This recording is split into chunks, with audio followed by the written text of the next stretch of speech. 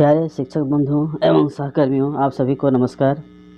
आज हम intermediate course 3 के दीक्षा टीपीडी कोर्स में आज देखेंगे कि भाग 6 में आकलन जो स्वतंत्र लेखन को प्रोत्साहन के संदर्भ में प्रश्नोत्तरी या असेसमेंट का प्रश्न दिए गए हैं, इसका आज हम लोग एक एक करके देखेंगे, इसका हल ढूंढेंगे और व्याख्या के साथ इसको समझेंगे ताकि हमें आसानी से हर एक प्रश्नों को समझ में आ जाए।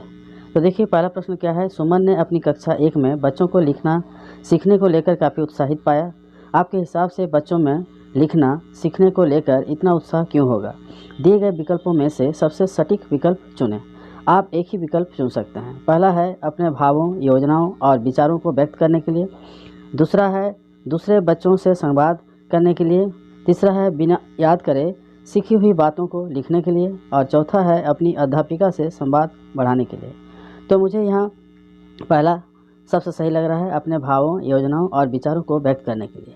पहला विकल्प इस प्रश्न का सटीक उत्तर इसलिए मानेंगे, हालांकि बाकी विकल्प भी बच्चों के लिए लिखने के कारण हो सकते हैं, लेकिन इमर्जेंट लिटरेसी व्यवहार में भी ये पाया जाता है कि बच्चे शुरुआत से ही लिखने को अपना बात साझा करने के माध्यम की तरह देखते हैं और उसमें रुचि दिखाते हैं।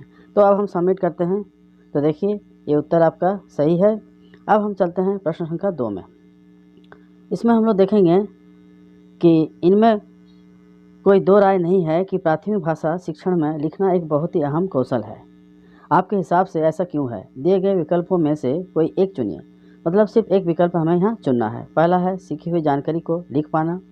दूसरा है अपने भावों, विचारों और योजनाओं को व्यक्त कर पाना। तीसरा है अन्य विषयों में लिख पाना, जैसे गणित, विज्ञान आदि। चौथा, परीक्षा में पूछे गए प्रश्नों के लिए लिख पाना।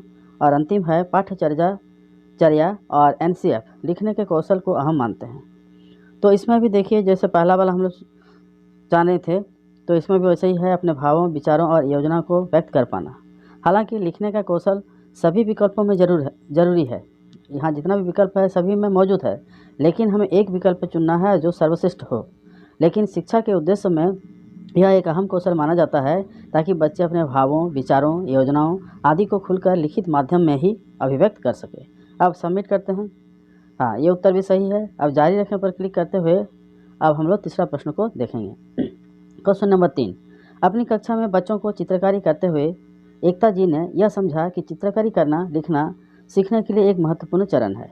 चित्रकारी लिखना सीखने के लिए जरूरी क्यों है? दिए गए विकल्पों से सबसे उचित विकल्पों को चुनें। आप एक से अधिक विकल्प चुन सकते हैं। पहला है चित्रकारी करने से बच्चों के मोटरसाइकिल विकसित होती है। सही है, इसको हम सही मान सकते हैं। चित्रकारी बच्चों के लिए अपने भावों और विचारों को व्यक्त करने का अहम तरीका है। ये भी सही है, क्योंकि 2 प्रश्न इसके पहले भी हम लोग बना चुके हैं। और तीसरा है ताकि बच्चे समझ पाए कि बिंदुओं और लकीरों से खुद को व्यक्त कर सकते हैं। तो ये तीनों ही विकल्प हमें सही लग रहा है, इसलिए कि चित्रकारी बच्चों के लिए एक बहुत ही खास और महत्वपूर्ण जरिया होता है जिससे वो खुद को व्यक्त करने की शुरुआत करते हैं। साथ ही यह उनके लिए लिखित रूप में खुद को व्यक्त कर पाने का पहला कारगर नमूना है। तो अब हम इसे सबमिट करते हैं। तो ये भी हमारा सही विकल्प है।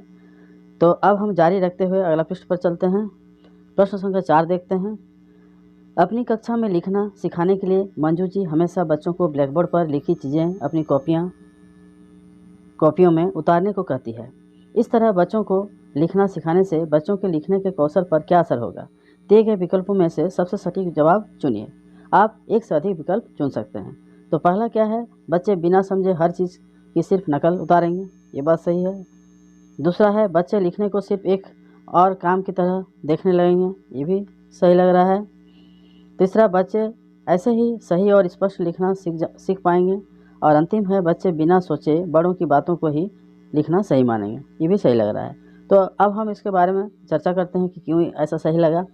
पहला, दूसरा और चौथा विकल्प इसलिए सही है क्योंकि बड़ों द्वारा सीधे सीधे दिए गए काम को कॉपी करते रहने से ना ही उनका लिखने की क्षमता पर विश्वास बनेगा और ना ही स्वतंत्र रूप से लिखने के लिए सोच पाएंगे। वो हमेशा ही किसी बाहरी सहारे, जैसे कि कोई बड़ा कुंजी, किताब आदि की मदद लिखने के लिए लेते रहेंगे। हालांकि बड़ों द्वारा दिया गया लेख एक अच्छा उदाहरण हो सकता है, लेकिन सिर्फ उसकी नकल कर लेना सही और स्पष्ट लेखन में खास मददगार नहीं हो सकता। तो ये हम लोग इसके कारण जान गए। अब सबमिट करके देखते हैं।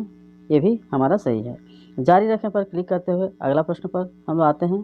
क्वेश्चन नंबर 5, राकेश जी ने अपनी कक्षा में बच्चों से डायलॉग जर्नल यानी संवाद पत्रिका बनवाई। आपके हिसाब से राकेश जी की कक्षा में संवाद पत्रिका बनवाने से क्या फ़ायदा हुआ होगा? आप एक से अधिक विकल्प चुन सकते हैं। संवाद पत्रिका से क्या फ़ायदा होता है? पहला है बच्चे लिखित अभिव्यक्ति को ज़्यादा महत्व देंगे, ठीक है। वह खुलकर अपनी बात लिख पाएंगे, ये भी ठीक है। अपने काम पर मिली आलोचना खुलकर अपना पाएंगे, ये भी सही लग रहा है। वह ज़्यादा लिखेंगे, ज़्यादा लिखना बेहतर लिखने के लिए ज़रूरी है, चलिए ये भी हो सकता है। तो अब हम इसको देखते हैं क्यों ऐसा हुआ। इस प्रश्न के लिए ये सभी विकल्प सही बैठ रहा है। संवाद पत्रिका एक बहुत ही कारगर माध्यम है जिससे बच्चे अपने बातों को खुलकर व्यक्त कर पाते हैं और लिखने की प्रक्रिया को अपनी ज़िंदगी का एक अहम हिस्सा बना पाते हैं। अब हम सबमिट करते हैं। सबमिट करके अब जानते हैं, चलिए ये भी सही है। तो अब हम जारी रखें पर क्लिक करके अगला प्रश्न देखते हैं। क्वेश्चन नंबर 6, हम अपनी कक्षाओं में स्वीकृत माहौल कैसे बना पाते हैं जिसमें बच्चे निडर और सुरक्षित महसूस करें? आप एक ही विकल्प चुन सकते हैं। तो देखिए, कक्षा में सभी मतभेदों को छिपाते हुए नाटक करें कि सब समान है। दूसरा है अंतर को स्वीकार करें और अपनी बातें साझा करने को प्रोत्साहन दें। और अंतिम है बच्चे बिना ऐसा माहौल के भी सीख लेते हैं, इसकी ज़रूरत नहीं है। तो यहाँ दूसरा विकल्प ज़्यादा सही लग रहा है। क्यों? केवल ऐसा नाटक करना कि कक्षा में कोई मतभेद या अंतर है ही नहीं, बच्चों को स्वीकृत का माहौल नहीं दे सकता है। बच्चे भावुक होते हैं और आसानी से ये भाप लेते हैं कि उनके अंतर को कक्षा में अपनाया नहीं जा रहा है। साथ ही सीखने के लिए एक अहम कारक है कि बच्चे के अलग विचारों और अनुभवों को अपनाया जाए ताकि उसे कक्षा में अपनापन का एहसास हो। तो दूसरा विकल्प सबमिट करते हैं। तो आपका विकल्प सही है, ये भी हम लोग सही माने। अब देखते हैं क्वेश्चन नंबर 7 में क्या दिया है। स्वतंत्र लेखन के लिए कक्षा में बार बार बच्चों को जांचने और उन्हें अंक देने से क्या नुकसान हो सकता है? एक ही विकल्प चयन करना है। पहला, कुछ नहीं। ऐसा तो बात नहीं है कि अंक देने से कोई नुकसान नहीं होगा, जांचने और अंक देने से। दूसरा है बच्चे खुद से लिखने में शामिल रिस्क को लेने से डरेंगे। तीसरा, कुछ नहीं, कक्षा परीक्षा हमारी प्रणाली को चलाने के लिए ज़रूरी है। तो ये दूसरा विकल्प ज़्यादा सही लग रहा है। क्यों? इसलिए कि बहुत अधिक और हर बात की परीक्षा लेने से बच्चों को खुद को खुलकर व्यक्त करने और नए विचारों को शामिल करने का रिस्क लेने में डर लगने लगेगा। हालांकि परीक्षा हमारी शिक्षा प्रणाली का एक अहम हिस्सा रहा है, लेकिन ऐसा नहीं है कि उसके बिना हमारी शिक्षा प्रणाली चल ही नहीं पाएगी। हम एक नई प्रणाली को भी अपना सकते हैं, इसलिए हमें ये दूसरा विकल्प सही लगा। अब सबमिट पर क्लिक करते हैं। तो आपका विकल्प सही है, ये भी हमारा सही हुआ। अब देखिए प्रश्न संख्या 8, बच्चे स्वतंत्र लेखन के जरिए अपने अनुभव अपने सहपाठियों के साथ बांट सकते हैं। बच्चे को अपने कौन से अनुभव अपने सहपाठियों के साथ बांटने चाहिए और कौन से नहीं, ये फैसला किसे लेना चाहिए? आप एक ही विकल्प चुन सकते हैं। पहला है शिक्षक, दूसरा है अभिभावक, तीसरा बच्चा, चौथा बच्चों के दोस्त। तो यहाँ बच्चों को ही अपना इसका फैसला लेना चाहिए। क्यों? अपने कौन से अनुभव साझा किए जाएं, इसका फैसला सदैव लेखक को खुद ही लेना चाहिए। आसपास के लोग, दोस्त आदि अनुभव चुनने में मदद जरूर कर सकते हैं, लेकिन लेख में क्या क्या शामिल हो लेखक को ही तय करना है। तो इस पर हम लोग सबमिट करते हैं। तो ये भी हमारा सही विकल्प है। अब जारी रखें पर क्लिक करते हैं और क्वेश्चन नंबर 9 देखते हैं। देखिए, नेहा अपनी कक्षा में बच्चों से कोई भी लेख लिखवाने से पहले ब्रेन स्टॉर्म यानी विचार मंथन करवाती है। इससे बच्चों को लेख लिखने में मदद कैसे मिल सकती है? एक से ज़्यादा विकल्प हम लोग चुन सकते हैं इसमें। बच्चे बिना डर के खुलकर अपनी बात साझा कर पाते हैं विचार मंथन करके, ये सही लग रहा है। दूसरा, इससे विचारों का बैंक तैयार हो जाएगा जिसे बच्चे अपने लेख लिखने में इस्तेमाल कर सकते हैं, ये भी सही लग रहा है। तीसरा है लिखने से पहले ही बच्चे अलग अलग विचारों पर सोच पाएंगे। अच्छा, तो ये दो बातें हमको ज़्यादा सही लग रहा है। तो देखिए, इस प्रश्न के लिए सभी विकल्प सही है, लेकिन विचार मंथन बच्चों को अलग अलग विचारों पर सोचने का मौका देता है और लेख को बेहतर लिखने में मदद करता है। साथ ही क्योंकि इसमें बिना सही गलत की शर्त लगाए अपने विचार साझा करने की छूट मिलती है, इसलिए बच्चे बिना शर्माए और डरे अपने विचार सबके समक्ष रख पाते हैं। अब हम लोग सबमिट करते हैं। तो आपका ये भी विकल्प सही है। अब हम लोग जारी रखने पर क्लिक करके क्वेश्चन नंबर 10 देखते हैं। कुमुद स्कूल में नई शिक्षिका है, वह बच्चों को खुद की बनाई कहानियाँ लिखने में मदद करना चाहती है। वह किस तरह से बच्चों को कहानियाँ लिखने में मदद कर सकती है। आप एक से अधिक विकल्प चुन सकते हैं।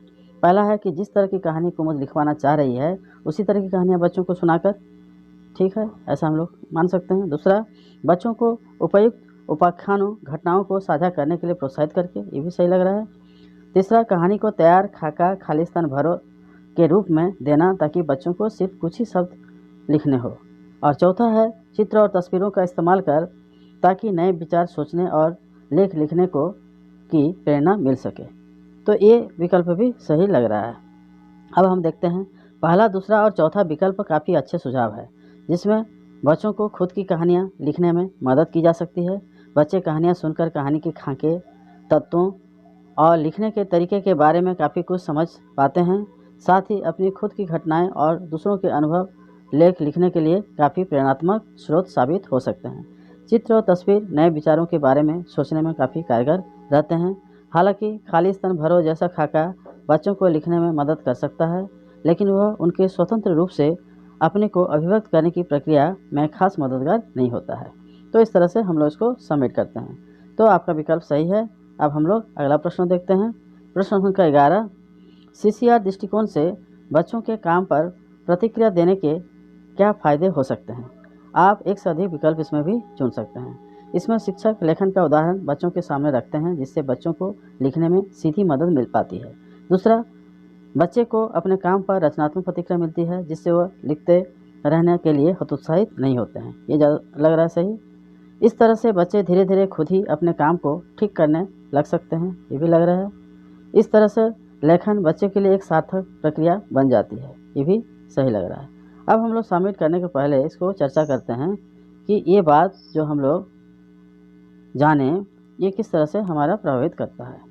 तो ये विकल्प हम लोग को ज़्यादा सही लग रहा है, तो सबमिट करते हैं। ठीक है, दूसरा, तीसरा और चौथा विकल्प सही उत्तर है क्योंकि CCR पद्धति में ना तो शिक्षक लेख का उदाहरण बच्चों को देते हैं और ना ही लिखने का कोई क्रम। इस पद्धति में शिक्षक बच्चों को उनके काम के लिए सराहना, समीक्षा या टिप्पणी और सुझाव देती है। इससे बच्चों का अपनी लिखने की क्षमताओं पर विश्वास बढ़ता है। साथ ही उन्हें अपने काम को बेहतर बनाने और आगे बढ़ाने के लिए रचनात्मक सुझाव मिल पाते हैं। इस पद्धति का उद्देश्य बच्चों की गलतियों को सामने लाना नहीं होता है, बल्कि उनके लेख को अर्थपूर्ण तरीके से देखना, समझना और उन्हें उस पर सटीक शब्दों में सराहना, निष्पक्ष टिप्पणी और प्रोत्साहित करने वाले सुझाव देना होता है। चलिए, अब हमारा ये पाठ्यक्रम आकलन समाप्त हो गया। अब धन्यवाद। तो आप सभी इसको समझें, तैयार करें। फिर हम लोग अगला वीडियो लेकर उपस्थित होंगे। तब तक आप इसे देखे रहें, तैयार करें। धन्यवाद।